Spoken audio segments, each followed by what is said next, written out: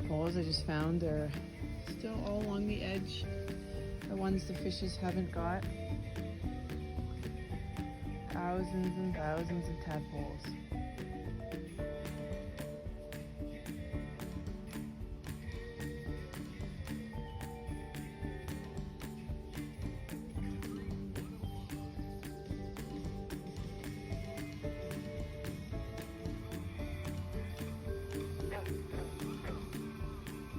Beautiful morning out at the pond after a thunderstorm last night. Oh, there's some, I don't know if you can see that, there's some goggles in the pond. And lots of tadpoles still swimming around in the pond. The fish are definitely having a tadpole buffet lately. But everything's looking nice and green. Green and healthy. And over here at my little waterfall garden, some of the ground cover that I took out of the original, what is this, a barrel. It's kind of died off, but I've got new sprouts in behind it, and they have all started to come up. Lots of sunflowers coming up, and it just kind of goes down the rock into the pond. Sunflowers, and most of it is still growing, but in the actual barrel we have lots of sunflowers coming up and black-eyed Susans.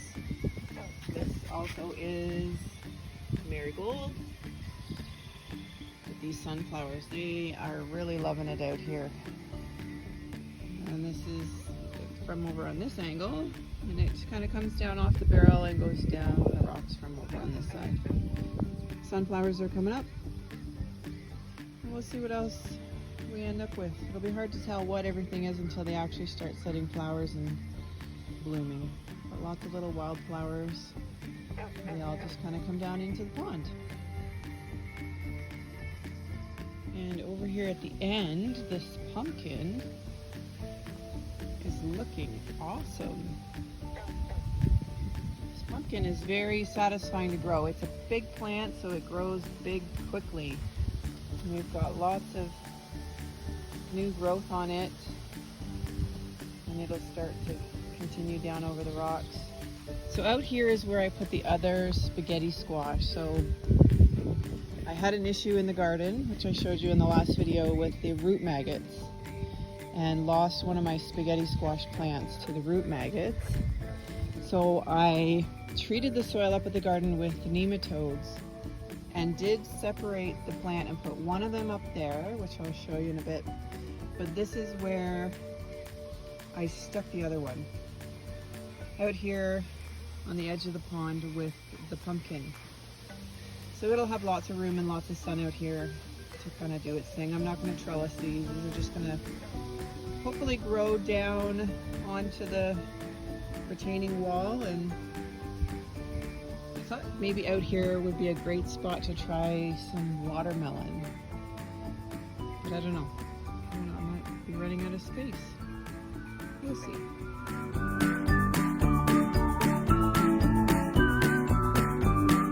When we were out here the other day, we found a snake. We have little garter snakes that apparently live in this wall. There's one of our fishies enjoying his tadpole buffet. They come up really close to the shore and eat most of the tadpoles. Anyways, back to the snake. So down in this spot here, we think is where one of the snake dens might be. Why I'm hesitant to come out and plant some more watermelon would be this issue. Or possibly snakes. Not a fan of snakes. We've just completely destroyed this room trying to catch this snake. Oh my god!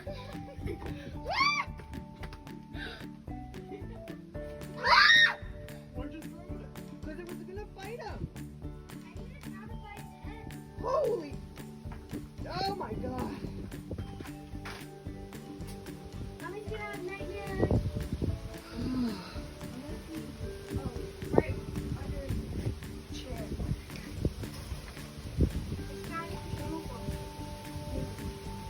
is there a snake that big in our house? The bigger one? Oh my god! Oh my god! Why can't just... Can you grab it by the head? I'm trying. Oh my There you god! go. You got it, buddy. Ryerson! There. Oh my god.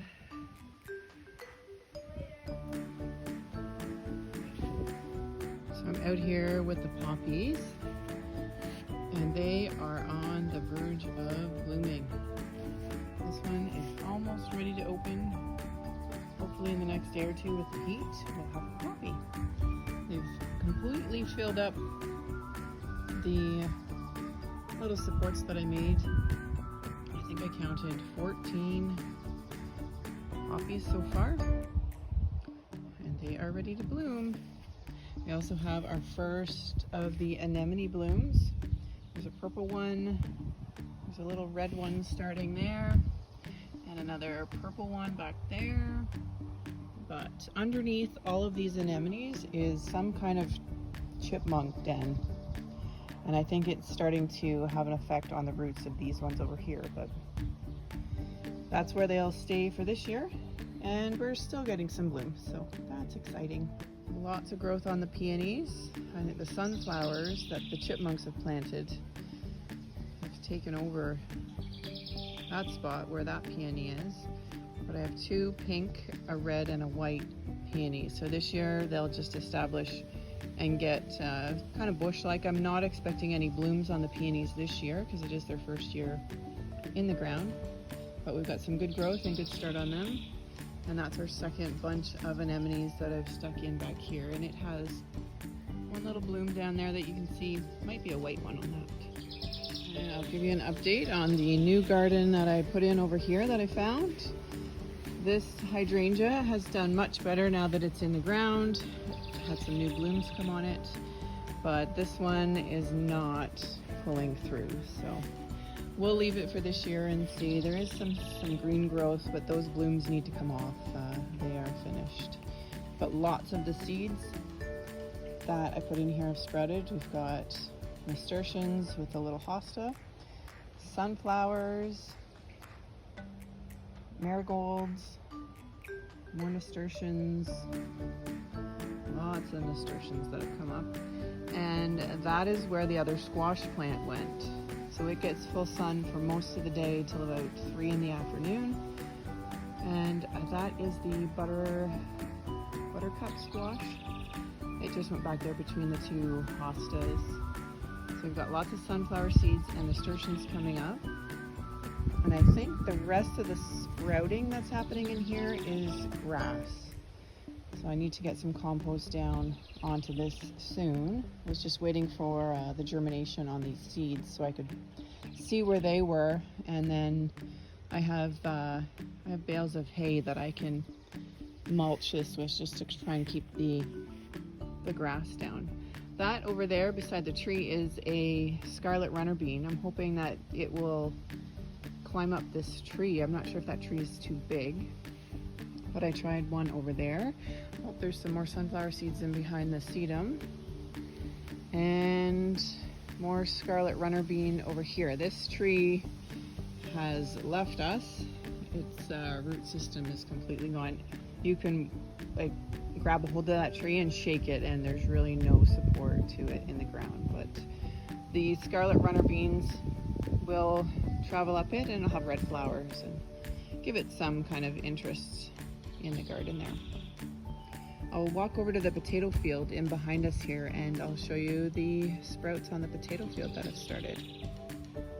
Oh, one other thing was this garden over here that I think also was a garden before they put in the playground. We still use the playground for the kids, so it will stay, but I've just put in some ground cover. This is where the lily of the valley that started growing in the garden, I moved it out here, and hopefully it will just kind of start to fill in this area. The ferns did not survive the thunderstorm, but hostas that were out in between all the ferns in the driveway, I pulled those out and put them in over here as well. But this, I need to add some dirt too, but it's a start. We'll see how this goes. Lots of ground cover in here. I just want to kind of fill in this area, maybe trim back some of the branches and do some ground cover with those. Out here at the potato field, the potatoes have started sprouting. Let me see if I can find one. There's one right there. So there's lots of potatoes already started to sprout. It's kind of hard to see on camera, but you can kind of see all the little pockets of green that have started to fill in the field. They haven't had the sprinkler on yet. When it is in use, once these potatoes all sprout and the sprinkler comes on, our pond, the level of the water in our pond goes down quite a bit. There's some more potato sprouts.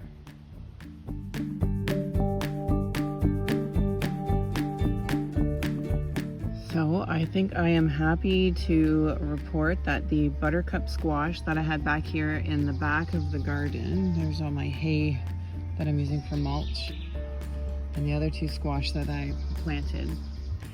But this is the one that I had in the other video, that the one leaf at the back there is still a little wilty, so the root system to it might be gone. But I think the nematode treatment that I put into the soil actually has helped this little guy. He's looking much better, lots of new growth, and I do see some blossoms starting for this buttercup squash. So I think it's gonna pull through. When I was watering it one day, the root system was kind of exposed, and it did still have some pretty deep runners. Most of it had been affected by the larva, but I think the nematodes might have helped this little guy. We're still on the edge with it. I'll see if it pulls through, but it wasn't as affected as the other two squash that I had on the other side. So I'm glad I left it and giving it a chance back here. Might try and put some kind of little trellis back here for it, but it is pulling through, hopefully. So the other side, this is the section that I lost the spaghetti squash. So I had two spaghetti squash plants in here. The first one I showed you in the video before with the root maggots, and I'll put a link to that video so you can see what they look like. I got a good picture of the plant or the seedling, and it was just full of the little maggots, and the root system was completely gone in it.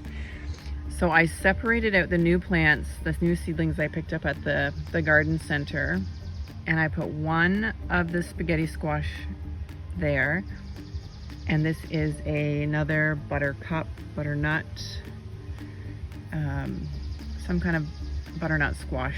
It's a smaller version. So we're trying this section out. It's been treated with nematodes. When I planted, I put diatomaceous earth down so that there were no flies landing on them. And so far so good. I think this is day 3 with them in the ground back here. And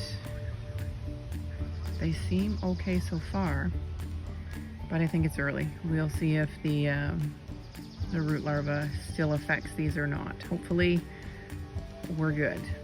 So I was just checking my tomatoes. These are the cherry tomatoes, rainbow blend tomatoes, the ones that I have no idea what they are.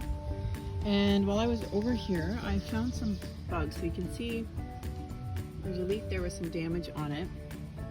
And I have some bug spray that I made up with just soap and water and a little bit of just kitchen vegetable oil.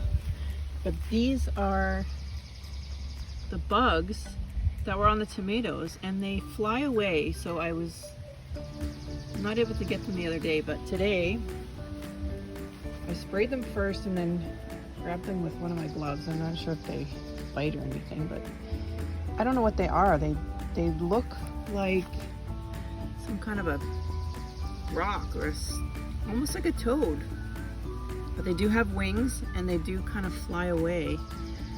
But I think the soap and water there's the underside of it. Anybody know what that is?